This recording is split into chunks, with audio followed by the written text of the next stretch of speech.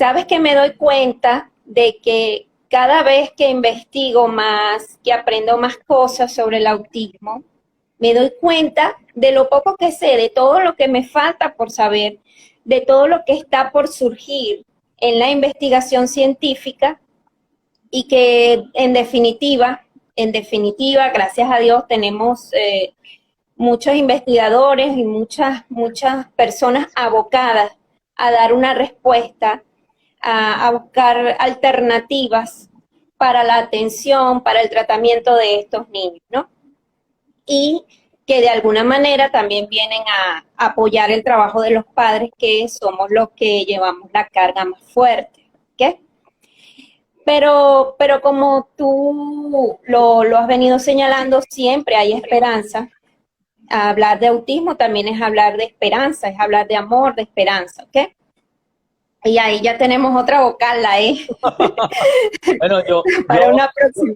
yo le decía a Yarixa, mira, Yarixa, yo creo que mejor sacamos las vocales, ¿verdad? Y yo creo que es así, esa es la gracia del español y es la gracia de la educación, ¿no? La Sí. educación como forjadora de espíritu, de cognición, de actitudes, por supuesto que alimenta pues todo el abecedario para que podamos hacer cosas buenas. Entonces, esa será la Sí. dinámica, queridos compañeros, hoy. Las A, vamos a empezar con la primera letra del abecedario, la primera letra de las vocales. Y entonces, bueno, Sí. conversando con Yarixa, por supuesto, hablamos de autismo con autenticidad y hablamos de autismo con aceptación y compromiso. Yarixa, ¿qué significa aceptación y compromiso? Bueno, es en sí, pues yo lo saco una expresión basada en una terapia, y existe la terapia de aceptación y compromiso, ¿no? Esto es más que todo para los padres, para los docentes, ¿verdad? Que tenemos en nuestras manos esos niños y obviamente también los especialistas, ¿no? Pero los especialistas pues ya hemos trabajado todo lo que es la parte de aceptación y bueno, nos queda el compromiso por ayudar al niño, ¿no? Por apoyar. Correcto. Pero ¿qué pasa?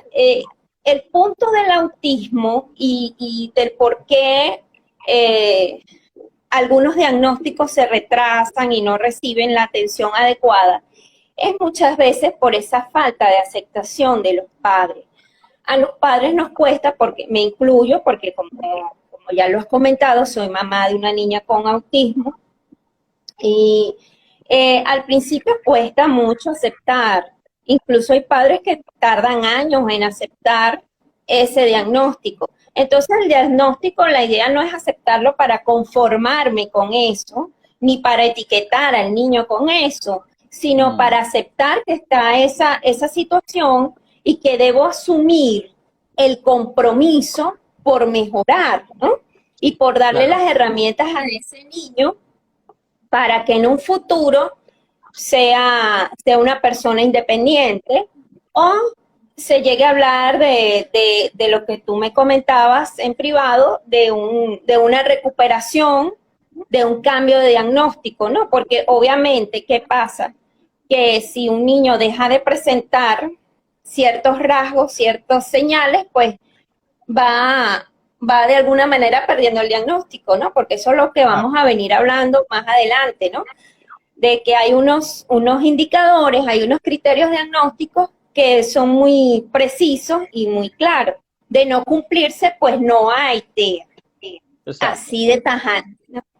Entonces, bueno, en eso ronda lo que es la aceptación y el compromiso. Es un trabajo, digamos, terapéutico de los mismos padres y sobre todo también de los docentes, ¿no? Porque entonces allí son ellos quien de alguna manera hacen realidad otro de los temas que vamos a abordar, que es la apología a la inclusión, ¿no? Ellos son uno de los pilares en ese proceso. Bueno, Bueno, ajá. ¿Cuál sería la sugerencia potente, quizás la guinda de la torta del compromiso como padre y como profesional? ¿Tú qué cumples con Bueno, ese rol? bueno, fíjate. En primera instancia, la aceptación tiene que partir de un diagnóstico muy preciso, ¿no? En definitiva, cuando un padre llega a un psicólogo, a un neurólogo o el pediatra, porque ya se está hablando incluso que el pediatra puede ser el primero y de hecho es uno de los más indicados para alertar a los padres, ¿verdad? De algunas señales que se están presentando en el niño. Pero cuando el padre recibe ese diagnóstico quizás apresurado, que puede dar algún médico que a veces pasa, Sí, lo ideal es buscar otras opiniones, ir al psicólogo. El psicólogo siempre hace una observación más detallada, más depurada, somos más específicos, ¿no? Entonces aplicamos, no solamente revisamos los criterios, que es lo fundamental, ¿no? En un protocolo de diagnóstico, revisar los criterios diagnósticos del DCM-5, correcto. pero también aplicamos otras pruebas psicológicas, test asociados con el autismo, y bueno, y no vamos a dar un diagnóstico nunca en una primera consulta, ¿no? Sino Claro, después de haber observado en profundidad al niño. Pero pasa que en el caso de neurólogos, neuropediatras y ese tipo de especialistas, pues, dadas la naturaleza de la forma como ellos suelen hacer la evaluación clínica, por lo general te dicen un diagnóstico en la primera consulta y eso quizás pega mucho, claro. pega, y algunos padres incluso, bueno, no siguen ahondando, no lo Ujú, aceptan y no profundizan en claro, conocer realmente el diagnóstico del niño. claro. La Ajá, palabra clave entonces sería el diagnóstico preciso involucra un compromiso activo, o sea, proactivo en todo exacto. caso. No, bueno, escuchaba yo un padre que decía, mira, cuando me dieron el diagnóstico fue un tsunami de emociones que embargó a toda la familia. Claro. Teníamos dos opciones, hacernos los locos o abordar las cosas como debía, pues.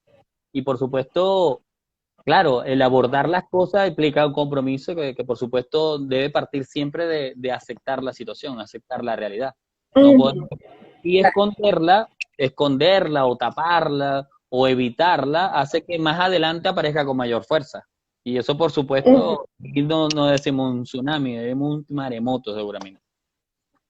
Punto, exacto. tú tocaste un tema que es, bueno, como maestros que somos, que yo quiero compartir con todos, ¿verdad? Que nos acompañan. Bueno, también está Ana, bienvenida Ana, está Lina, Ana, psicólogo también, probablemente estemos juntos, está también María, Corina, varias amistades del área educativa. Y por supuesto este punto, cuando tú lo proponías, apología a la inclusión, es quizás uno de los elementos más precisos, ¿no? Aceptamos, nos comprometemos. Y ahora lo inclusivo.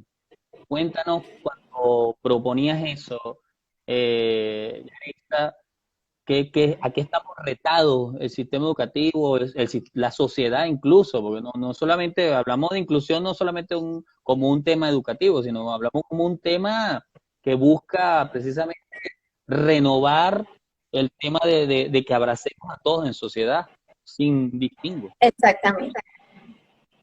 Exactamente. Fíjate que la apología de la inclusión es un llamado, ¿verdad? A la defensa de esa necesidad que existe en los niños, en los mismos padres con autismo. Pasa mucho, Ángel, aquí en Venezuela y creo que también en otros países de Latinoamérica, que cuesta mucho el permitir la entrada o la matriculación de un niño con autismo en un aula, te sacan miles de excusas, no hay espacio, el niño necesita una atención más especializada y tengo muchos niños en el aula, bueno, etcétera, ¿no? Y en general, pues en la sociedad en general, ¿qué pasa con estos niños? Que también lo vamos a ir hablando más adelante. Ellos comportan una serie de alteraciones, ¿verdad? En el ámbito sensorial, en el ámbito comunicacional, ¿verdad? Que requieren de que la persona tenga conocimiento del niño en sí, porque como te digo, cada niño es diferente, ¿verdad? Y que tenga conocimiento en cuanto a las estrategias de cómo abordar una situación, por ejemplo, de crisis, de llanto, de frustración, cuando sabemos que un niño con autismo que quizás no sabe expresarlo verbalmente, porque muchos, la mayoría, pues no sabe expresar verbalmente lo que siente, y tenemos en instituciones educativas niños, más que todos los niños con autismo grado 1 y grado 2, que es lo que llamaríamos leve y moderado, son los que suelen estar en instituciones regulares, pues los casos severos son más que todo en institución especial. Entonces, a veces estos niños no saben expresar lo que sienten porque tienen alteraciones en la reciprocidad socioemocional. Y cómo incluirlo, cómo incluir a un niño que le cuesta desarrollar y mantener relaciones con otros niños, con sus pares. O sea, es todo un desafío, ¿ok? Es una apología y es un desafío para los docentes y para los mismos padres que de alguna manera, pues, a veces estamos en el ojo del huracán, ¿no? Claro. Me pasó me pasó un caso que fíjate cómo es el tema de la inclusión que te abarca hasta esto. Yo tengo mi niña mayor, ¿verdad?, que tiene el diagnóstico, y tengo una niña menor que es neurotípica. Bueno, como cosas de niño, a veces a la niña pequeña le dio por estar pegando, pues cuando se le acercaban otros niños, pues no, se sentía agobiada y le pegaba, bueno, a una niña específicamente. Entonces la maestra me dice, no, es que ella como ve eso de su hermanita mayor, está pegando. Yo le digo, no, es que Victoria no. Pero ese es el tema general, claro, como la maestra no está formada, no conoce a mi hija mayor, no sabe realmente cuáles son sus déficits. Ella lo que hizo fue asociar, esta niña tiene una hermanita con autismo, entonces fíjate, ya eso está afectando a mi otra hija neurotípica. Claro. El tema de la inclusión. Claro. Entonces, no, esa es una conducta natural de los niños por su misma inmadurez. Una niña de 3 años, todo eso lo va ella a ir canalizando, y son situaciones que se van presentando, ¿no? Y uno, los padres y los docentes, tenemos que ir poniendo límites, y bueno, esos son todo, pero no que vas a vincular una cosa con la otra, ¿ok? Claro. Y menos. Creo que es el reto que más tiene el sistema educativo, la formación de personal docente, ¿no? La formación. Que es fundamental, ¿no? Y aun cuando ha habido muchos esfuerzos para llevar adelante eso, obviamente no hay todavía esa convicción de que es posible cambiar los esquemas, ¿no? Yo leía recientemente sobre ello, porque obviamente nosotros, bueno, el sistema educativo venezolano de hecho se ha abrazado a ese interés inclusivo, pero con la terrible debilidad de la formación de personal docente, porque no están preparados para ello. Y sobre todo porque, bueno, como es más fácil siempre irse a lo negativo, entonces comienzan las etiquetas. Y entonces quizás una de las presiones más agobiantes que puedan tener los padres, como también los maestros, es eso, ¿no? Y lo otro, el reto de incluir y de modelar, ¿verdad? Una socialización positiva. Imagínate tú el reto, ¿verdad? Si el adulto no sabe hacerlo, siendo normalmente su actividad. Imagínate tú esto, ¿no? A lo que se suma el hecho de que, bueno, yo tengo que enseñarle, modelar, acompañar al niño o niña en unas en un modo de vida que me permita socializar positivamente al otro. Si el maestro no cuenta con herramientas para eso, imagínate más doble complicación. Entonces, quizás el reto de la apología de la inclusión, eso es un tema, o como diría nuestro amigo Tomás Villaquirá, eso es una tesis, chico, ¿no? Pero, sí, señor.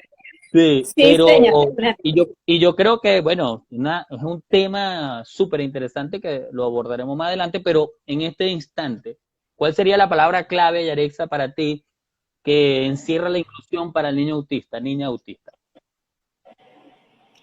Bueno, el conocimiento, el aprendizaje, los docentes deben formarse, pero también deben conocer al niño. Y para eso es fundamental la comunicación, ¿verdad? Un tema que tú trabajaste hace poco Sí, en un live muy bueno. La comunicación con docentes y padres, ¿ok? Porque ¿quién conoce más a su hijo que la madre, que el padre, ¿no? Entonces, ante determinada situación, los docentes, teniendo ese reto de un niño con autismo en aula, es fundamental sentarse con papá, con mamá, tomar nota. Mamá, ¿qué hago si se presenta esto? ¿Qué te ha resultado a ti esto? Y no es necesario entonces ir a un taller, ir a un curso, sino que mamá y papá, ya como han tenido una experiencia de vida, tienen un trabajo terapéutico en conjunto con especialistas, pues te van a dar, te van a apoyar en eso.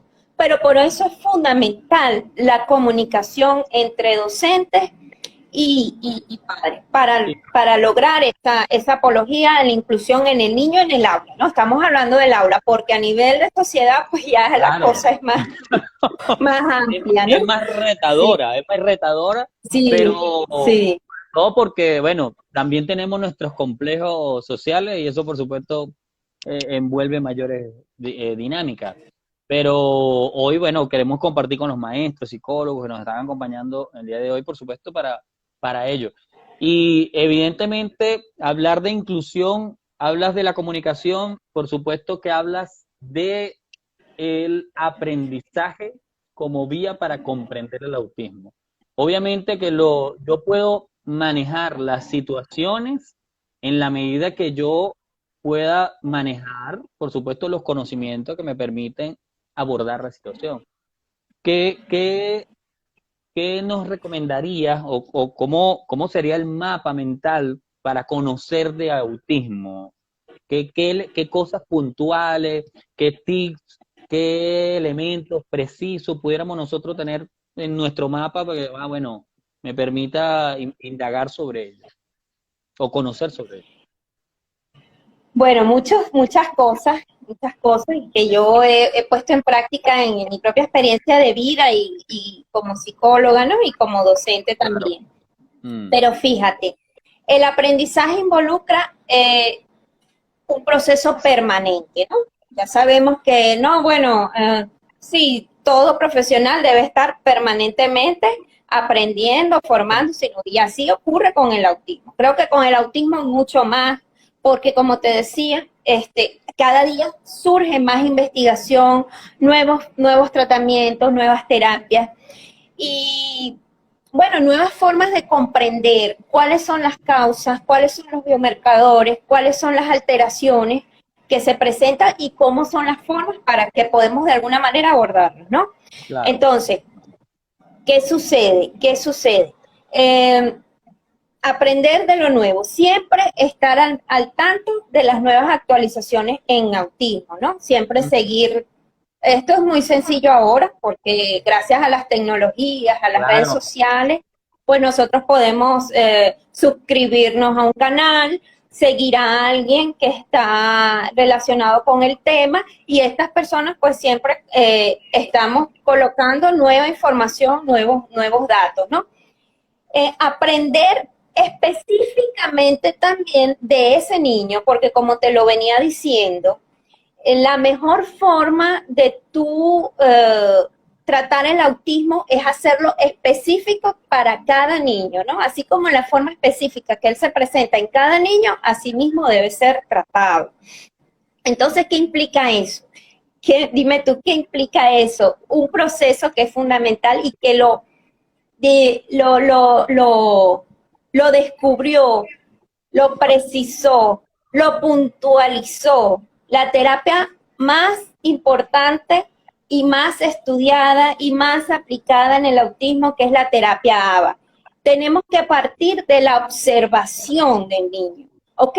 Partimos de la observación, empezamos a observar el ambiente. ¿Qué es lo que lo lleva a presentar una crisis? ¿Qué es lo que lo lleva a presentar una conducta inadecuada? ¿Ok? ¿Qué es lo que puede estar? Ah, pero aquí viene la parte también de lo que es la biomedicina. ¿Qué es lo que está comiendo ese niño? ¿Con qué se está alimentando ese niño? ¿Ok? También observarlo, también anotarlo, porque muchas veces esos comportamientos están asociados a ciertas alteraciones que pueden existir a nivel gastrointestinal, neurológico, y obviamente es así, la investigación científica cada día lo comprueba más. Entonces, es eso, la observación, la precisión, escribir.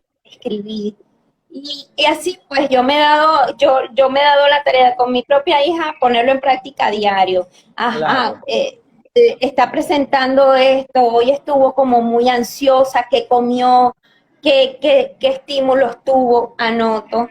Entonces ya yo me voy dando cuenta qué es lo que la afecta y cómo entonces yo pudiera mejorar el entorno o cómo yo pudiera hacerle a ella comprender que ese elemento va a estar allí, cómo manejarlo, ¿qué? Cómo modular ese aspecto sensorial, ¿no? Que ahí nos Claro. apoyamos mucho en los tipos de especialistas. Fíjate que bien sabido es que ellos, su concepción del mundo es abstracto, ¿no? Es sumamente Exacto. abstracto. No entienden de metáforas, quizás no manejan mucho el tema, los recursos que hay en el lenguaje, pero evidentemente es propicio entender que mientras más claro que le te dirijas al niño, a la niña, puede comprenderte la instrucción que puedas darle, lo más concreto además posible. Evidentemente, entonces, en el punto, en la A del aprendizaje, todo parte de la observación concienzuda, sistemática, la recomendación tuya de escribir, que es importante, y que no es nuevo para los maestros, además, porque se supone que sistematizamos cosas que ocurren en el salón. Y si tenemos un niño que queremos abrigarlo como a todo, evidentemente que ese debe tener una atención eh, de especial interés, de especial interés. Si fuese, es decir, el observar, ¿verdad? Que no es simplemente mirar, ¿verdad? Obvio, todos aquí ya lo saben, lo sabemos así. Escribir y, por supuesto, conocer las últimas tendencias relacionadas con la biomedicina. Me recalco esos tres elementos, ¿verdad? Para que sugiere Yarixa para ello. Y la técnica ABA. Brevemente, ¿en qué consiste esa técnica, Yarixa? ¿Qué significa ABA? La terapia A Fíjate terapia que ABA. la terapia NAVA es tan trascendental que ella viene siendo, como digamos, el pilar o el eje transversal de otras terapias, ¿ok? Uh -huh. Que también parten de ese tema de la observación del niño, de sus intereses, ¿ok? De conocer en profundidad el niño, porque cuando sabemos cuáles son los estímulos que le afectan, cómo es preferiblemente su sistema de aprendizaje, que por lo general ellos son muy visuales, entonces utilizar claves visuales y esas cosas. Y algo que a algunas personas no les gusta mucho, que se comente, porque bueno, porque estamos en otra era, pero que ha sido efectivo y la investigación lo ha comprobado, y también nosotros como padres lo comprobamos en nuestros patrones de crianza, es el conductismo, la teoría conductista, ¿verdad? Que se basa en reforzar cuando nosotros le enseñamos una conducta al niño, ¿verdad? Le damos un estímulo para reforzar que el niño siga repitiendo esa conducta. Y luego, ese es el principio de la terapia, observar, ¿ok?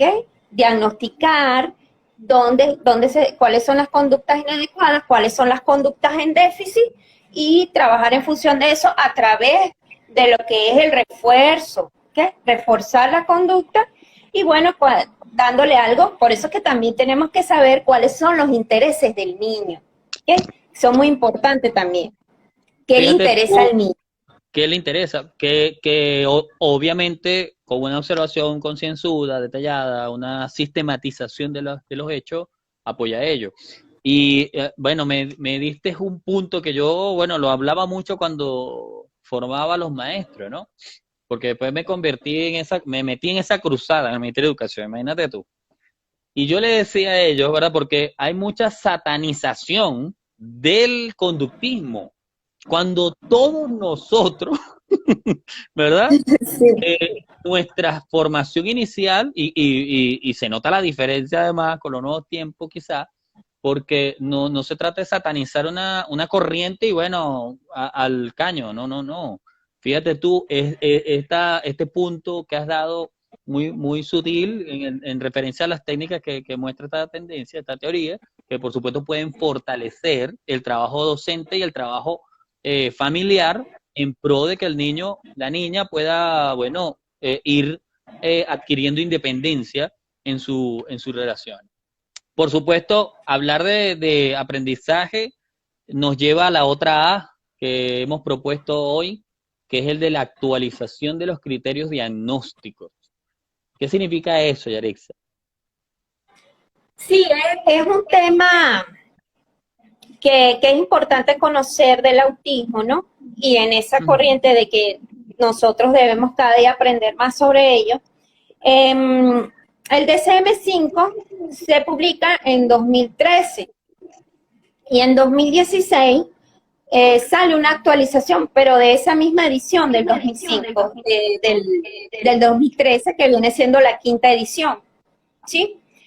Ahí se hace un ajuste en uno de los criterios, porque para diagnosticar el autismo hay dos criterios, que es el criterio A, que es referente a las alteraciones en el ámbito de la comunicación, en la interacción social, y el criterio B, que es referente a los patrones restrictivos y repetitivos en los niños con autismo. ¿Qué pasa? Que en la publicación del DCM-5 de 2013 no quedaba claro si debían cumplirse los tres indicadores del criterio A. ¿Okay? Ese criterio A que te decía, la comunicación y de las deficiencias en la comunicación y la interacción social, tiene tres indicadores. Ya para esa actualización del 2016, pues se explica que el niño debe cumplir todos esos tres indicadores de ese criterio A, ¿ok? Que están asociados, bueno, sí. El primer indicador, pues, tiene que ver con lo que es la parte de ellos tienen déficit en la reciprocidad emocional, ¿verdad? Por eso es que a veces, pues, no pueden expresar sus emociones, se les dificulta la emoción, se les dificulta sentir empatía, ¿ok? También tienen dificultades en lo que es vincular la comunicación verbal con la no verbal, por eso es que a veces ellos no tienen contacto visual, les cuesta hacer contacto visual con las personas, les cuesta entender la gestualidad, los gestos, ¿ok? Y el otro indicador que tiene que ver con el desarrollo y mantener relaciones, hacer amistades, hacer juego imaginativo con otros niños, etcétera, ¿no? Entonces, para que en verdad se considere un niño dentro del trastorno del espectro autista, así sea en grado 1, que es el grado leve, debe cumplir esos tres indicadores del criterio A. Si no los cumple, no es autismo, no es.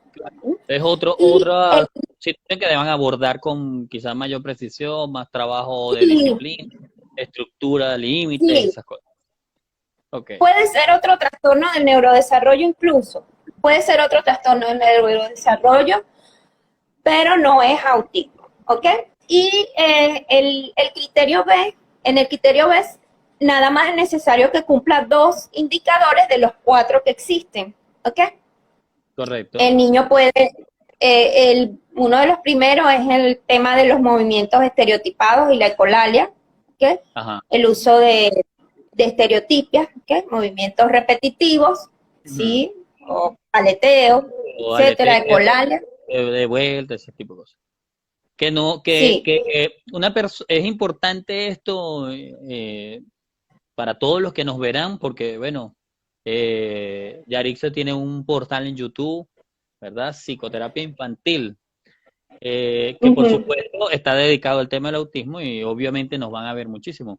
Pero es importante resaltar eso como elemento que no se trata de una rabieta, una malcriadez o una cosa así, porque muchas veces tienden a ser muy incomprensivos el entorno con respecto a ese tipo de situaciones, pues por supuesto. Al desconocer quizás el contexto de cada uno de ellos, sería importante también, bueno, hacerles saber que antes de estar emitiendo juicios o criticando, una cosa así, bueno, acérquese más bien que pueda ayudarlo a ello o a entenderlo. Exacto. ¿Ok? Entonces, perfecto, ello. En ese sentido, bueno, teniendo en cuenta ello, tenemos los avances en la investigación sobre autismo. ¿Qué nos puedes comentar? ¿Cómo está ello? Sobre todo porque hoy, como tú lo has dicho perfectamente, vivimos una sociedad completamente conectada a las fuentes de conocimiento, ¿no? Porque las universidades publican, tú, por ejemplo, en tu caso, tú tienes la experiencia triple, maestra, psicólogo, madre, tienes un portal, cualquiera puede digitar allí en YouTube, ver tus videos, por demás muy dinámico, me encanta, sobre el tema. A lo mejor tienen una situación y conocen a otro. Bueno, Google, Mr. Google, el doctor Google, nos da idea. Pero puntualmente, ¿cuáles han sido los avances más significativos del área, Yarixa, para ti en esa triple condición que ha avanzado en las investigaciones sobre autismo? Oye, son tantas cosas que no sé cómo decirlas todas, ¿no? Pero entre los Las, más, aspectos más las que te han servido más, que tú dijiste, oye, pero eso es nuevo para mí, lo pusiste en práctica, funcionó, sí es verdad. Algo así. sí. Bueno, en primero quiero contar que en cuanto, ya que veníamos hablando del diagnóstico del autismo, ¿no? Nosotros Ujú. los psicólogos pues tenemos el DCM-5 y no, nos ayuda muy bien pues para nosotros observar el niño y todo eso, determinar a ver si están allí los indicadores, hacer las respectivas entrevistas y todo el cuento, ¿no? Claro. Pero fíjate tú, Ángel, cómo va la investigación.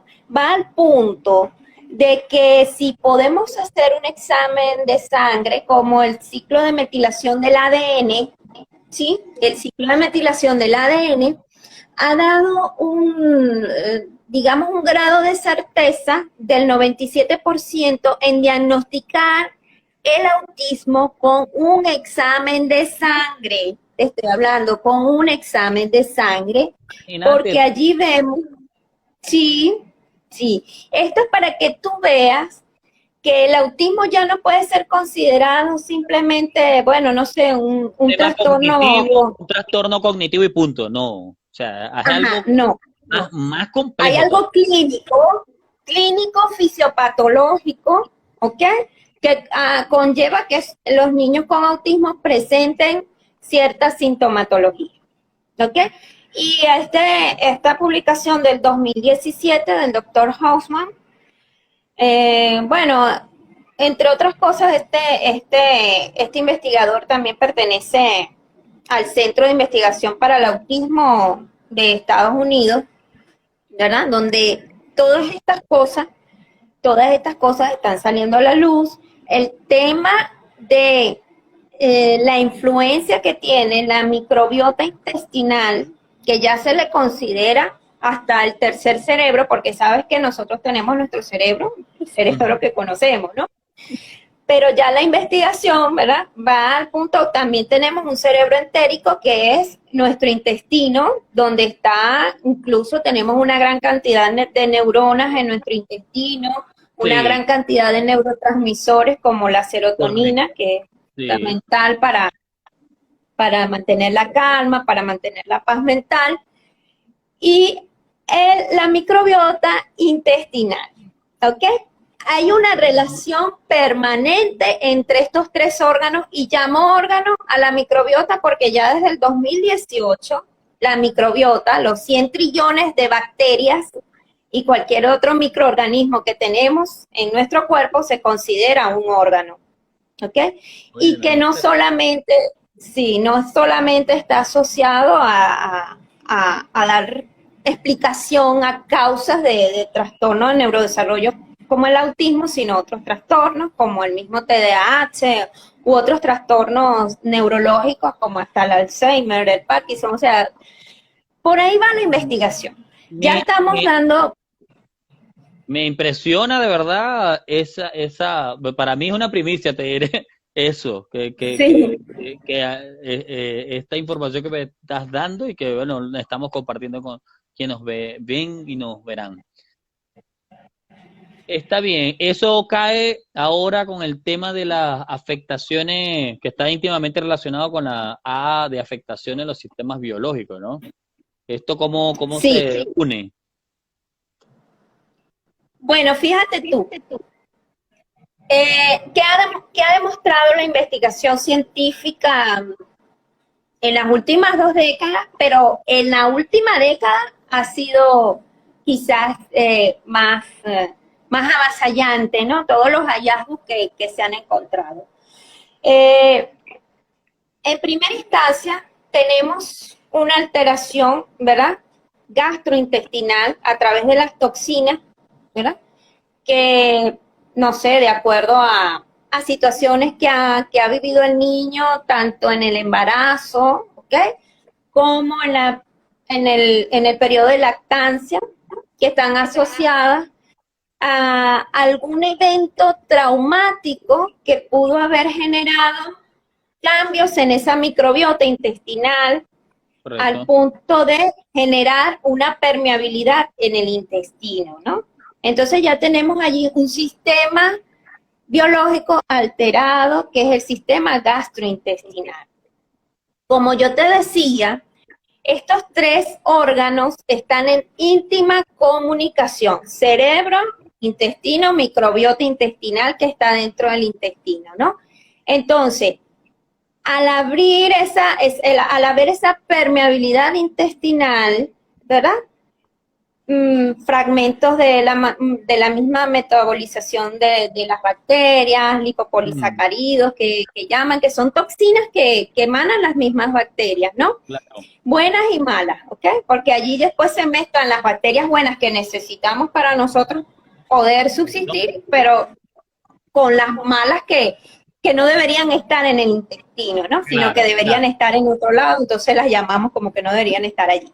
A todas estas, ¿qué pasa cuando un antígeno, cuando una toxina entra en un lugar de nuestro cuerpo que no debería estar allí? Se activa el sistema inmunológico. ¿Ves? Ahí hay otro sistema biológico que entra, que comienza a alterarse, ¿ok? Claro. Y luego esas toxinas, ¿verdad?, viajan por el torrente sanguíneo y van a dar también al cerebro, a nuestro sistema nervioso central. Entonces, fíjate tú ya todo lo que encontramos allí, ¿no? Un sistema inmunológico alterado. Entonces hay niños con autismo que suelen ser muy alérgicos, o niños con autismo que suelen ser muy estíticos o constipados, por la misma alteración que tienen en su sistema gastrointestinal, o siempre les cae todo mal, ¿ok? Todo está asociado, Ángel. Entonces, fíjate, esas alteraciones, de alguna manera, vienen a explicar el porqué de muchos comportamientos autísticos, ¿ok? Claro. Todas esas alteraciones que te he venido explicando. ¿Qué pasa? Que cuando el sistema inmunológico se altera, ¿verdad? Cuando el sistema inmunológico se altera, él va a hacer su trabajo para atacar el antígeno, la toxina, la cosa rara que cree que no debería estar allí, claro, obviamente. Lógico. ¿Y qué pasa? Bueno, hace todo el proceso, manda lo que son las citoquinas proinflamatorias, que es como, por ejemplo, cuando tú te haces una herida, cuando tú te haces una herida que te cortas, ¿verdad? Eso primero se va a inflamar para poder recuperarse, ¿sí? Exacto. Primero vienen las citoquinas proinflamatorias, eso se inflama, y después vienen las antiinflamatorias, se desinflama, y bueno, y tú lo ayudas allí con cualquier medicamento, cualquier cremita antibiótica, etc. Ajá. Pero ¿qué pasa? Que cuando está esa permeabilidad intestinal, todo lo que está comiendo el niño, quizás algunas cosas lo inflaman o contribuyen a ir hasta exacerbar esa impermeabilidad intestinal. ¿Qué pasa cuando esas toxinas, esos antígenos están permanentemente en el cuerpo, llegan al cerebro? El sistema inmunológico está como que hipervigilante, ¿no? Claro, Como que todo el tiempo activado, claro, entonces tiene todo el tiempo generando lo que se llama la inflamación crónica. ¿Okay? Porque como te decía, cuando tú te cortas, tienes una inflamación aguda. Va el claro, momento y bueno, pero la crónica está allí y tú no sabes a veces que está allí. ¿Sí? claro, Esto ocurre en el cerebro. ¿Por qué? Porque esas toxinas han viajado hasta el cerebro, ¿sí? lógico. Y se activa una parte que es lo que es la microglía, que es la encargada,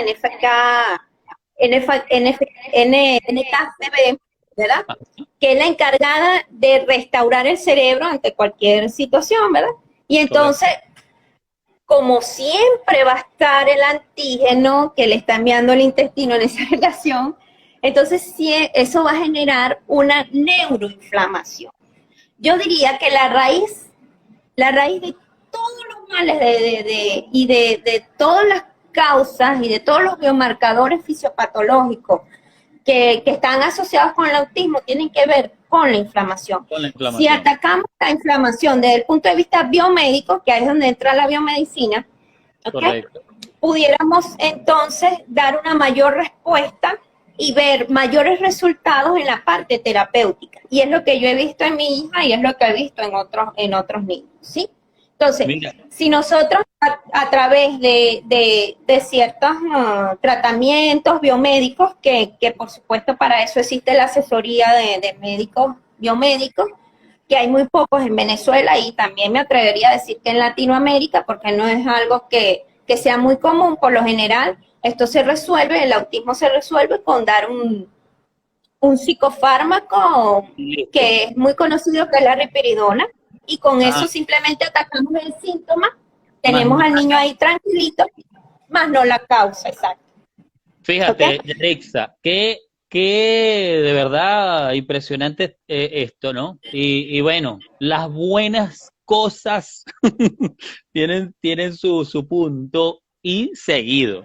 Nos quedan Sí. 5 minutos de encuentro y por supuesto quiero que, bueno, por supuesto nos quedaron varias vocales pendientes, pero quiero que por favor nos invites, pues, desde abrazar la realidad, ¿verdad? Nos invites muy puntualmente en 1 o 2 minutos, uno, cómo abrazar esta realidad de forma sinérgica, de forma efectiva y sobre todo llena de ese compromiso que todos estamos invitados a abordarlo. Bien, abrazamos la realidad, como te decía, en primera instancia aceptando, con compromiso, ¿verdad?